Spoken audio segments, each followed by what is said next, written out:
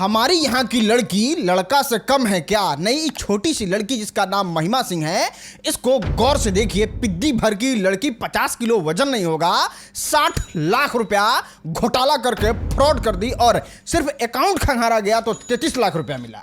33 लाख रुपए का वन का आरोप लगा है और अधिकारी तक का कहना था कि हमने इनके अकाउंट में पैसा ट्रांसफर किया। हाँ भैया, भोजपुरी की मॉडल है ये। जितना मासूम चेहरा दिख रहा है ना, इसी मासूम चेहरा की वजह से भोजपुरी के बड़े बड़े सुपरस्टार इनको अपने गाना में काम देते हैं। लेकिन जब ये लड़की काम पे उतारू होती है तो पटना के दीपक को ऐसा चूना लगाती है कि भांडा फोड़ होता है। और अब ये महिमा सिंह जेल के अंदर बंद हो गई हैं। अरे सच पूछिए तो 1 मिनट के लिए तिरसाकर मधु, चाहे भोजपुरी की गंदी खराब हीरोइन कबूल, लेकिन हई छोटी सी उम्र में इतना बड़ा बड़ा फ्रॉड करना बिल्कुल कबूल नहीं। बताइए, हे उम्र में जब 33 लाख रुपया उड़ा दी तो ये पैसा और फेम पाने के लिए पता नहीं कहाँ की होगी और कहाँ की होगी। खैर, अब भेजिए लीगल नोटिस।